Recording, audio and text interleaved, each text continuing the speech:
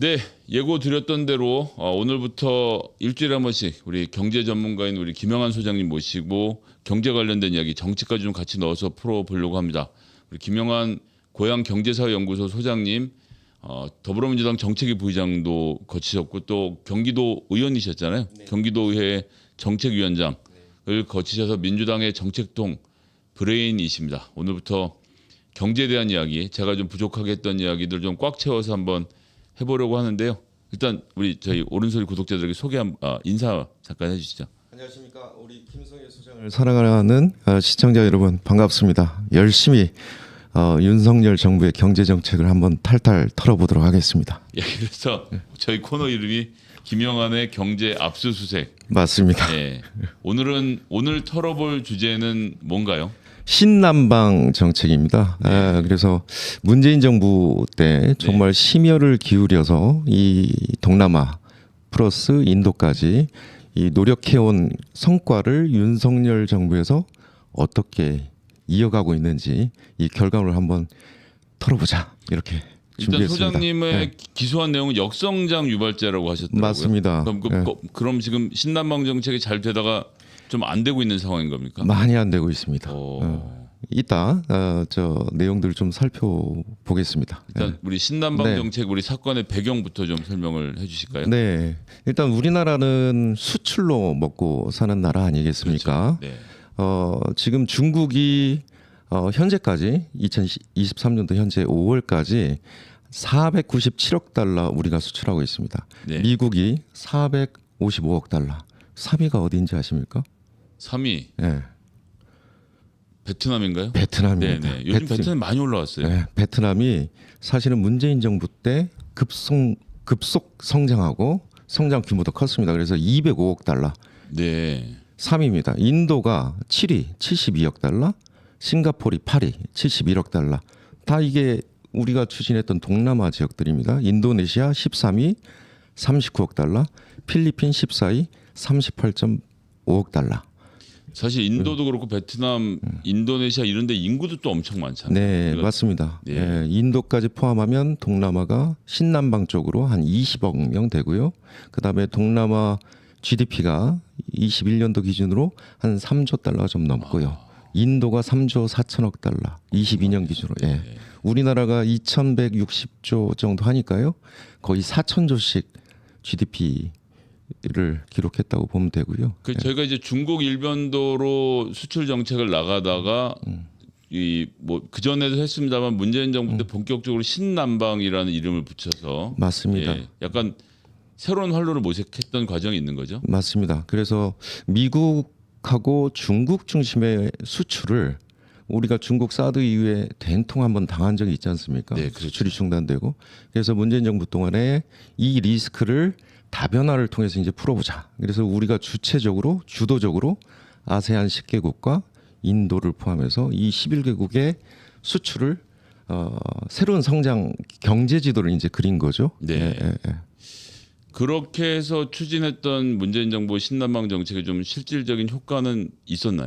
예, 우리가 이제 주도적으로 역내 최대 메가 FTA라고 불리는 RCEF 역내 포괄적 경제 동반자 협정을 사실은 타결하고요. 이게 20년도 11월에 서명까지 이루어졌습니다. 그래서 이쪽 지역의 수출과 수입 그러니까 교역량이 그 이전보다 역대급으로 이제 성장하는 계기가 됐고 또 중국, 미국 중심의 교역을 다변화시키는 데 성공을 했습니다. 그러니까 이제 중국은 하나로 사이즈가 크지만 지금 말씀하신 우리가 뭐 요즘은 VIP라고 하는 베트남, 인도네시아, 필리핀 포함해서 아세안 10개국하고 우리가 수출을 좀 더 자유롭게 하자라고 협정을 체결을 2020년에 하고 그렇게 하면서 밭을 일단 갈아놓은 거예요. 밭을 열심히 갈았죠. 그럼 성과가 좀 있었을까 모르겠네요. 이따가 이제 성과를 좀 저희들이 한번 내용들을 한번 좀 살펴보면 일단 표를 한번 좀 보실까요? 제가 좀 준비했는데 이제 이게 증거입니다. 증거부터 이제 증거 1호부터 1호 이제 동남아 수출입 무역 지수네요. 네. 이게 이제 빨간색이 수출 금액이고요. 파란색이 수익 금액, 그다음에 녹색이 이제 무역 수지입니다. 이제 수출 쪽을 한번 그래프 추이를 한번 보면 네. 이게 2020년 5월부터 문재인 정부 2년 그리고 윤석열 정부 1년을 이렇게 총 3년을 그린 건데요. 한번 기울기를 한번 보십시오. 네. 쭉 성장하다가 그러니까 이제 예, 서로 교육을 특기로 하고 계속 성장 일변도로 가고 있다가 예, 네. 그래프가 처지죠. 어디부터 쳐지나 봤더니 2022년 4월, 5월. 예, 그때 이제 인수위 시작하고 그때부터 처지기 시작하죠. 그때가 어떤 때냐면 네. 인수위 시절에 그 이 신남방 국가들이 이 명칭을 좀 유지해 달라. 이 특성을 좀 유지해 달라. 근데 결국에는 윤석열 인수위에서 이걸 깡그리 무시하고 인도 태평양 전략 하위 개념으로 신남방 그렇죠. 정책 그 국가들을 하위 개념으로 포함을 시켰잖아요. 어떻게 보면. 그러니까 이제 최정관 차관이 이제 와서 하는 얘기인데, 그러니까 대통령 선거 끝나고 나서 신남방 국가들의 대사들이 찾아와서 정권이 바뀐다고 하더라도 이 신남방이라는 단어, 그러니까 왜냐하면 아세안 국가들이 자기들만의 정체성을 한국에 맞습니다. 예. 돋아 주는 것에 대해서 하면서 우리도 그 이름을 좀 계속 쓰게 해달라고 요청했는데 말씀하신 것처럼 윤석열 정부가 딱 거절을 하고 그래프도 희한하게 네. 2022년 3, 4월부터 꺾여 내려가기 시작을 하네요. 이거를 수출 증가율로 보면 더 명확히 알 수가 있습니다. 동남아 그 밑에 표를 한번 좀 봐주시면은요. 동남아, 어이구, 수출 증가율이 마이너스로 왼쪽 그러니까 이제 좀 안 보이는데 네, 이쪽이 이제 그 플러스 마이너스거든요. 0 기점으로. 그래서 지금 플러스 구간에 문재인 정부 있다가 5월, 4월부터 꺾이기 시작해서 마이너스 구간으로 현재는 접어들어요. 2022년 9월부터 성장이 마이너스로 돌아왔네요. 그러니까 이게 2020년에 서로 무역을 특이로 하고 나서 수출이 막 늘어나다가 이게 60%뭐 20%까지 내려왔다가 대통령 바뀌면서부터 꼬꾸라져서 2022년 9월이 돼서부터는 오히려 예전보다 더 못 파는 구간으로 내려가서 마이너스 30%까지 가 있네요. 네, 이거를 표로 좀 정부 간 비교를 좀 해보겠습니다. 네. 이게 이 표는 뭐냐면 문재인 정부 12개월하고요, 직전 12개월하고 윤석열 정부 현재 13개월까지 이제 비교한 겁니다. 그래서 이 표는 전년 동월 대비 얼마나 수출이 성장했느냐를 달별로 표시를 해준 거고요. 해봤더니 문재인 정부 때는 1년 동안 31%. 네, 1년 동안 평균 31.56%가 성장을 했다. 동남아 수출 증가가. 그런데 뭐 윤석열 정부는 마이너스 12%입니다. 이거는 역성장이거든요. 역성장이네요. 네, 그래서 아니 중국과도 그렇게 망쳐 먹었으면 맞습니다. 예. 아세안 이 신남방 시장이라도 살려야 되는데 문재인 정부 때 마지막 5년차 때 31% 성장을 시켰던 것을 윤석열 정부 들어서 중국만 망친 게 아니라 이 아세안 지역에서도 네. 마이너스 12%. 네, 마이너스라는 것은 우리가 이전에 100을 마이너스 10%다. 그러면 이전에 100원을 수출했으면 90원밖에 안 되는 거죠. 그쵸. 수출이라는 것은 우리가 GDP가 1% 성장하든 2% 성장하든 성장을 하는 겁니까? 네. 아닙니까? 근데 결국에는 중국도 마이너스, 무역 수지 마이너스죠. 그렇죠. 뭐 흑자를 좀 돌아서긴 했지만 마이너스, 이쪽 동남아도 마이너스. 예.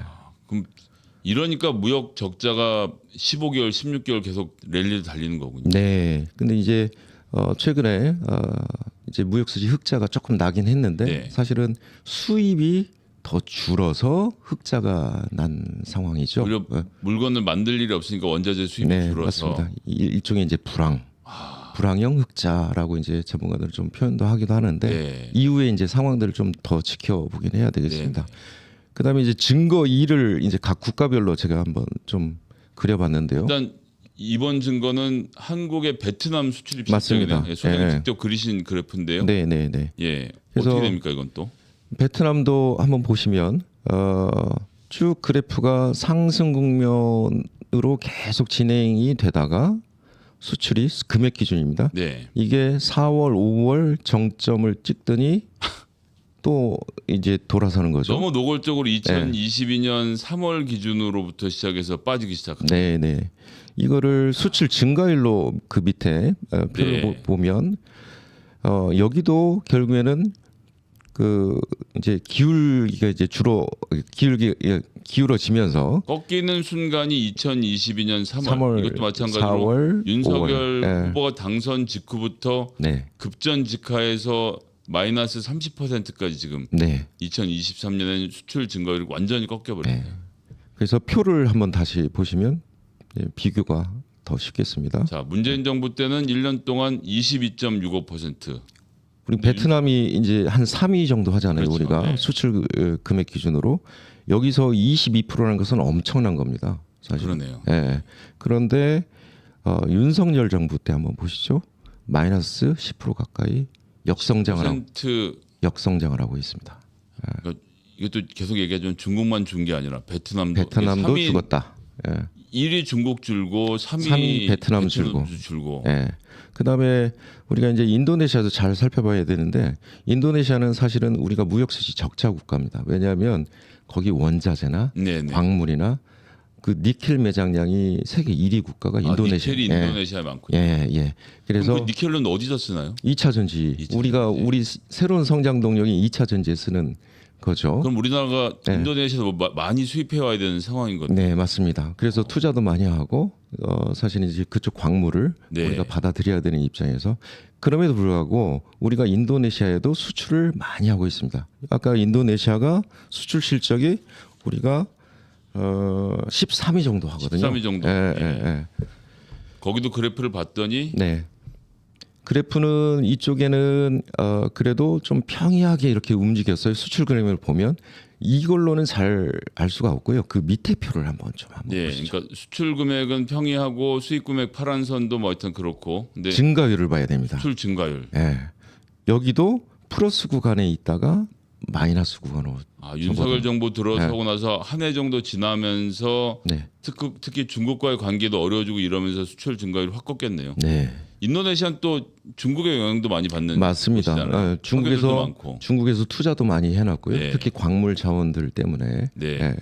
그래서 문재인 정부 동안에 인도네시아가 47% 야, 엄청나게 성장을 한 마지막 거죠. 1년 동안은 정말 네. 피치를 올려서 성장을 네. 했네요. 네. 그러니까 신남방 정책이라는 것을 나라에서 아주 밀어붙여서 추진을 하면 이런 식으로 또 그럼요. 효과가 나오는 거네요. 그 문재인 대통령 시절에 물론 코로나 시기 2, 3년 기간 동안에 좀 처지긴 했습니다만 네. 대통령께서 직접 모든 국가를 일일이 다 그렇죠. 방문하셨잖아요. 10개국을 다 방문하셨다고 네, 하죠. 네. 그래서 그쪽에 투자 그다음에 교역 이런 것들 다 아까 말했던 뭐 FTA 결과들을 통해서 이제 이런 것들이 나온 거죠. 그랬는데 윤석열 정부는 6.59%로. 그러니까 이제 성장의 차이가 있는 거죠. 인도네시아는 그래도 성장을 하고 있는 겁니다. 네네. 그런데 그 성장의 규모가 47대 7. 확 줄어들었네요. 네, 확 줄어들었습니다. 어느 나라 하나 나은 상황이 없는. 예.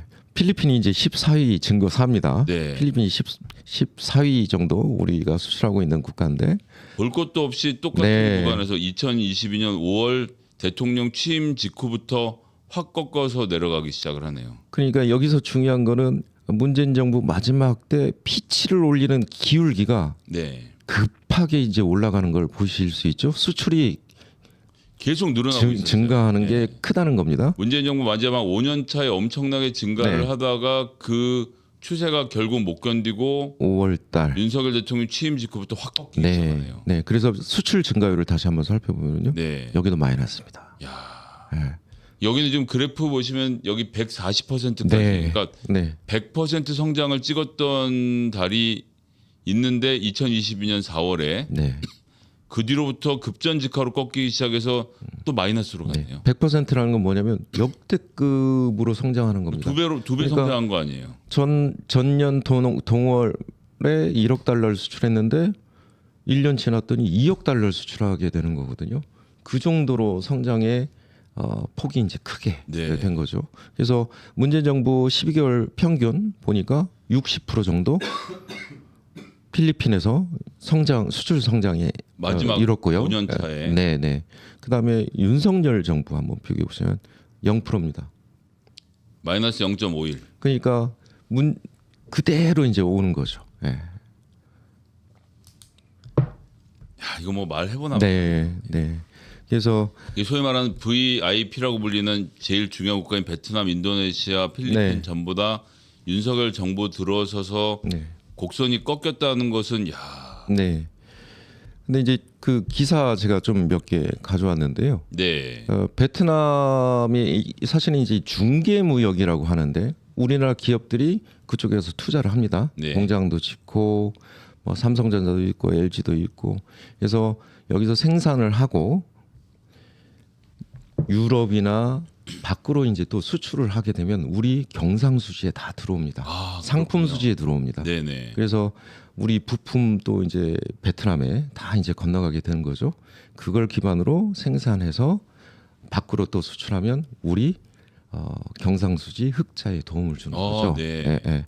우리 수출에도 도움이 되고요. 그러네요. 예. 이 국가에 엄청난 투자들이 좀 이루어졌었는데 아까 실적을 봤듯이 베트남 수출이 마이너스로 꺾였다라는 이렇게 거고요. 투자를 해서 잘 되던 것이 지금 꺾여 있는 상태다. 네, 이런 말씀이신 거죠. 최근에 이제 윤석열 대통령이 여기를 방문했었죠. 네네. 근데 제가 본 뉴스는 운전면허증하고 네. 우리 여사님 패션 실제 중요한 게 어떤 것에 방점이 있는지 이게 참 는 설명도 안 되고 네. 보도도 잘 안 됐죠. 네. 그 다음에 좀 기사 하나 좀 보실까요? 현대차인데 이 현대차하고 현대 엔지니어링이 세운 이제 플랜트 이게 네. 인도네시아입니다. 인도네시아. 예.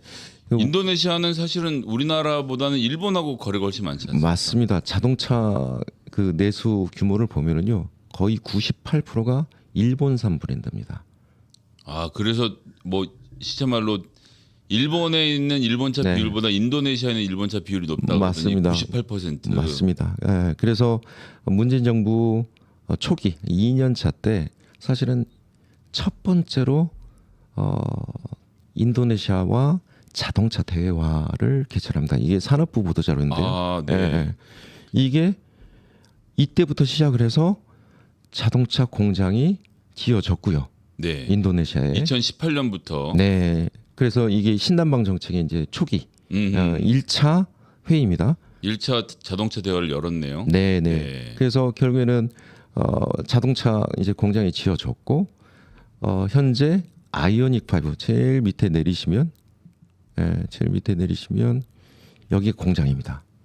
그래서 문재인 정부 때부터 추진해서 지금 보시는 것 같은 사진의 공장이 만들어진 거네요. 네, 아이오닉 5가 처음으로 이제 생산이 됐는데 이 과실을 원희룡 장관이 지난 3월에 가서 이 과실을 따먹고 뭐 MOU도 맺고 뭐 이런 거죠. 원희룡 장관 한국 인도네시아 경제 협력 포럼 참석해서 전기차 충전 인프라 MOU를 맺었다. 네.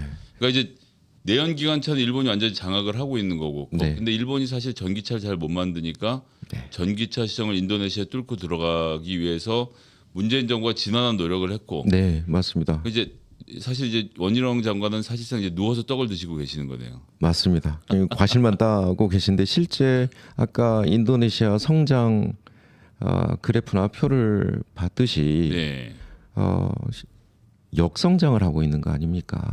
그러니까요. 예, 지금 예. 인도네시아 같은 경우도 수출 증가율이 누구 말만 따나 꼬라박는 네. 수준으로 내려가고. 지금 마이너스 상태니까 결국에는 문재인 정부 5년 동안에 정말 심혈을 기울여서 이 동남아 10개국 그다음에 인도 논농사 밭농사 열심히 지어놨더니 윤석열 정부 와가지고 미국 일본 여기다 사업하겠다고 판 벌려놓고 중국 선산 팔아먹고 망해먹고 동남아 10개국 이 수출 봤듯이 논밭 다 팔아먹고 지금 망해가는 지금 상황 아니겠습니까?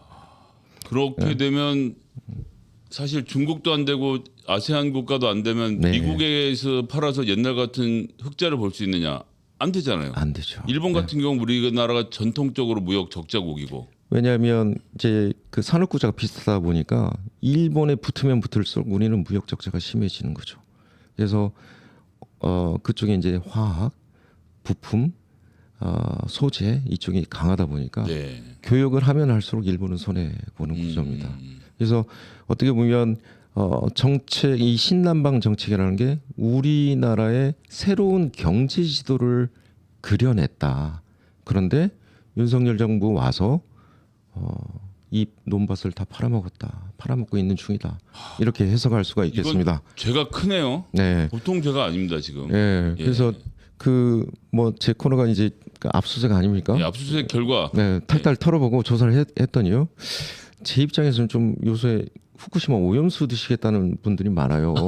총리부터 시작해서 뭐 수조 그 수조물 인천에서 또 온 수조물 드시거나 네. 그래서 차라리 후쿠시마 오염수 1리터씩 집에 좀 배달 시켜드리는 게 어떤가? 매일.